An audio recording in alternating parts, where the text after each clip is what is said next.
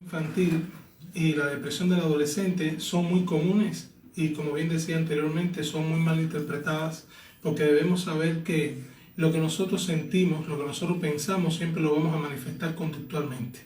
Como mismo se da la depresión en el adulto, los niños y los adolescentes también padecen de depresión, y hay algunos colegas en diferentes lugares que consideran que la neurosis infantil no existe.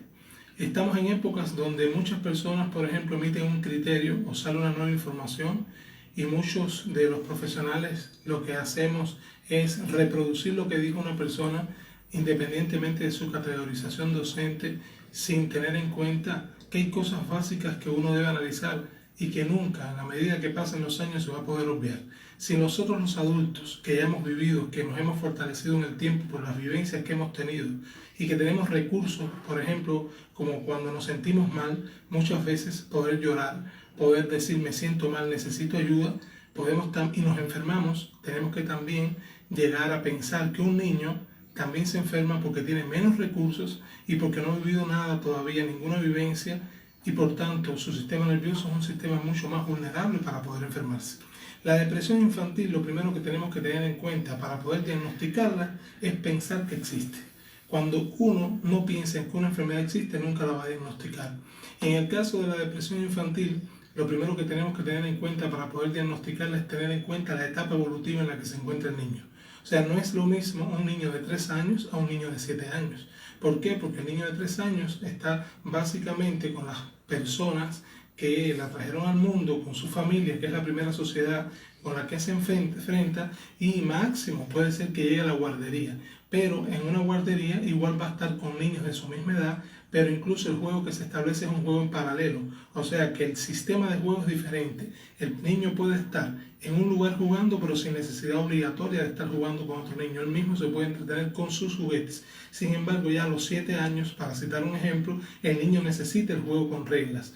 O sea, la depresión se va a manifestar diferente. Ahora, para tener en cuenta la depresión infantil, ¿qué síntomas tiene una depresión infantil? Tenemos que saber. ¿Cuál es la más frecuente? El síntoma más frecuente es la tristeza. La diferencia es cómo se manifiesta la tristeza. Si un adulto cuando está triste puede ser que llore, el niño también va a llorar. Pero nosotros lo podemos interpretar como que es una malcriadez. ¿Por qué? Porque en la manera de llorar el niño muchas veces a través de rabietas, a través de baja tolerancia a las frustraciones. Un niño que uno intenta que haga una cosa y enseguida se molesta, y uno espera que pueda entender y no lo entiende, y empieza con rabietas constantes.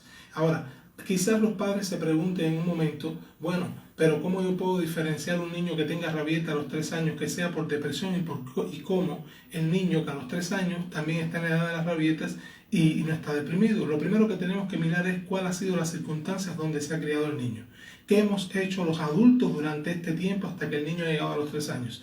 Porque no es lo mismo un ambiente familiar en el que el niño nace con una familia estructurada, donde no hay un divorcio, donde nunca o generalmente no hay discrepancias de criterios que llegan a la violencia, a la impulsividad, o donde no hay adultos deprimidos, porque a veces estamos en un seno familiar donde todo el mundo está deprimido, donde hay un nivel de estrés altísimo, y entonces esos mismos síntomas se transmiten al niño. Está descrito una depresión que aparece incluso durante el primer año de vida, que está descrito como la depresión anaclítica de Spitz. Es una depresión en la que el niño se caracteriza por pérdida de peso, por llanto frecuente y bastante irritabilidad, trastornos del sueño. Entonces está descrita así. ¿Por qué? Porque la madre, desde que nace, una madre deprimida durante el embarazo, es una madre proclive a un 90 y pico de % de transmitirle muchos síntomas de depresión a un niño, y en el niño se expresa así durante este tiempo de vida. Ahora, un niño de 3 años con una depresión infantil va a presentar rabieta, baja tolerancia a las frustraciones. Muy sensible tal vez. Extremadamente sensible. Además, este niño se va a volver negativista ante casi todas las cosas. El adulto se va a dar cuenta que cuando trata de buscarle alternativas para que pueda estar bien, no está bien casi nunca. Puede presentar mucha agitación psicomotora. Cuando estamos hablando de agitación psicomotora, es un niño que está en un medio familiar donde no puede ser controlado. Te das cuenta que empieza una actividad y no termina la otra, y no termina la otra, y no termina la otra, y sigue y agota al adulto. Ahora, quizás algunos profesionales digan, bueno, pero esto también se parece a un trastorno por hiperactividad, o sea, un trastorno por déficit de atención con hiperactividad. Lo primero que tenemos que tener en cuenta es que el trastorno por déficit de atención con con hiperactividad es igual en 2 o más espacios, pero generalmente en la práctica te dice que el que tiene una hiperactividad secundaria y un déficit de atención en todos los lugares se comporta igual. Sin embargo, un niño deprimido que al mismo tiempo tiene un trastorno de ansiedad, generalmente Mucho más complicado, ¿eh? mucho más complicado. ¿Por qué? Porque cuando el niño está triste por todas las vivencias que ha tenido, llega un momento que vive también con preocupaciones y la preocupación genera mucha ansiedad. Por tanto, él no sabe cómo expresar lo que siente y se comienza esto a sentir en el cuerpo de una manera terrible porque empieza a aumentar las palpitaciones de su corazón, le pueden sudar las manos, se puede llegar a tener dolor de cabeza y no sabe expresarlo y se empieza a agitar, y esta agitación se manifiesta corriendo, saltando, no lo pones a ver el televisor y no está quieto en el televisor. Entonces tenemos que tener bien claro cuáles son las manifestaciones. Por eso es que una depresión infantil tiene que ser vista por un especialista, pero no quiere decir, ser atendida por un especialista no quiere decir que no la identifique o piense en ella cualquier persona. Cualquier persona, padre de familia, docente, puede identificar que un niño que vive en un medio familiar disfuncional o que puede incluso no vivir en un medio de hogar disfuncional, pero puede haber sido violado, puede haber sido abusado, que de pronto comience con estas alteraciones y que pensar en una depresión infantil. El niño puede incluso dejar de tener disfrute por las actividades que antes eran placenteras. Si era un niño que podía estar dibujando, podía estar jugando con sus amigos, puede preferir quedarse en casa, ¿no? Y no querer salir o no querer acercarse a determinados tipos de personas. Es decir, si el niño presenta estos cambios, algo está ocurriendo. Hay que pensar en la posibilidad de una depresión infantil. Ahora, ¿cómo se manifiesta en el adolescente? Y es muy importante esto. Primero, cuando un adolescente está deprimido, muchas veces en dependencia también del temperamento que tenga el adolescente, lo va a manifestar de una manera y otros de otros. Tenemos que tener en cuenta que existen 4 temperamentos básicos, que es el temperamento melancólico, el sanguíneo, el colérico y el flemático. Y que todos estos temperamentos están muy relacionados con el tipo de sistema nervioso que tenga el chico. Una cosa es el tipo de sistema nervioso fuerte, equilibrado y móvil, o el fuerte, equilibrado y lento, o el desequilibrado. El fuerte, equilibrado y móvil es un temperamento de niños que generalmente son muy inteligentes, que tienen mucha capacidad para adaptarse a los cambios y que pueden hacer varias actividades al mismo tiempo. Entonces esto se expresa en los niños, que te das cuenta que son muy dinámicos, que fácilmente tú puedes llevarlo a un lugar que nunca ha ido y se puede adaptar con facilidad. Este chico, al tener un temperamento sanguíneo con un sistema nervioso fuerte, equilibrado y móvil, quizás tenga menos posibilidades de enfermarse de una depresión que otro que tiene un temperamento flemático, que es un chico que también es inteligente, pero demora un poquito más para aprender las cosas. O sea, demora un poquito más en la velocidad, si se puede hablar de esa manera, ¿no? Pero una vez que retiene los conocimientos, los mantiene muy bien. Se demora un poquito más para adaptarse a los cambios, pero es un temperamento muy bueno también. Ahora, en el adolescente muchas veces la depresión se manifiesta con alteraciones conductuales. Estás viendo un adolescente que comenzó a incidir en las drogas y de pronto las personas piensan, no, es lo que es un malcriado, no ha considerado las cosas, pero hay que pensar siempre en la posibilidad de una depresión en la adolescencia. Una depresión en la adolescencia se comporta con alteraciones conductuales la mayoría de las veces porque el adolescente tiene la tendencia a estar triste igual que el niño y se puede enfermar en diferentes áreas.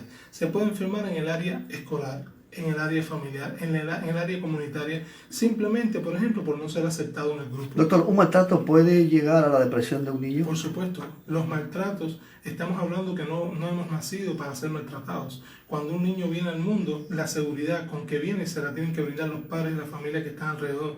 Y el maltrato, tenemos que tener claro que no es solamente un maltrato directo hacia el niño. Yo puedo estar maltratando a una persona que para el niño sea importante y eso le afecta al niño igual. Yo puedo estar en un momento determinado preocupado por las cosas que tengo en el trabajo y el niño estar demandando de mí afecto, tiempo, y yo no se lo brindo, y eso lo puede deprimir también.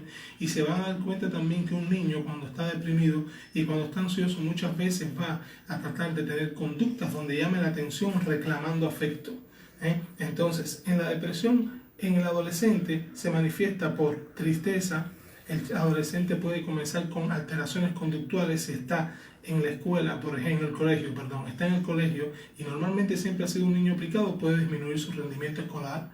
El adolescente puede volverse negativista, puede perfectamente indicarle algo que hacer en el colegio y el adolescente no querer hacerlo. Entonces, si el profesor interpreta que no lo quiere hacer porque no quiere ajustarse a reglas y normas, lo vamos a manejar mal. A veces hay adolescentes, por ejemplo, que están en el aula y generalmente son muy callados, generalmente no contestan en las aulas, o siempre contestaron y dejan de hacerlo. Algo hay que pasa. Pensar, claro, hay que pensar que puede existir una depresión infantil, igual como el adulto va a presentar también poco deseo de hacer las cosas. Hace las cosas porque sabe que tiene que hacerlas, pero no porque tiene deseos.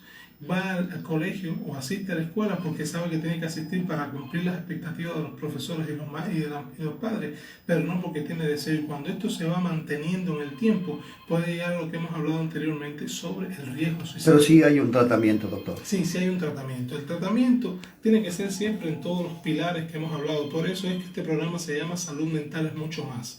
No podemos pensar que los tratamientos, tanto en niños como en adolescentes, así como en el adulto, se pueden manejar nada más con fármacos o se pueden manejar nada más con psicoterapia.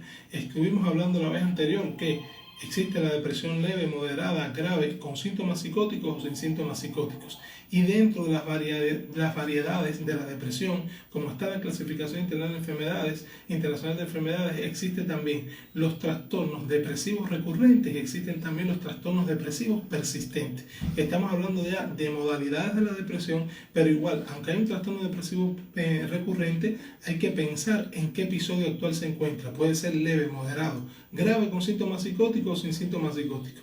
Y en la depresión, el trastorno depresivo persistente, se destaca la distimia y se destaca la ciclotimia. La distimia es una depresión grave, o sea, es una depresión donde el paciente, ya sea adolescente o sea adulto, va a estar con una tristeza de fondo mantenida casi todo el tiempo, durante todos los días de la semana, casi todo el día, y es una depresión que generalmente pasa inadvertida, porque la persona muchas veces se mantiene trabajando, realizando las labores hasta un día que cae y ya no puede más. O sea, es la persona que de pronto no quiere levantarse de la cama, o el adolescente duerme demasiado, y tenemos que pensar en la posibilidad de una distimia, sobre todo cuando ya tiene más de 2 años con esta depresión.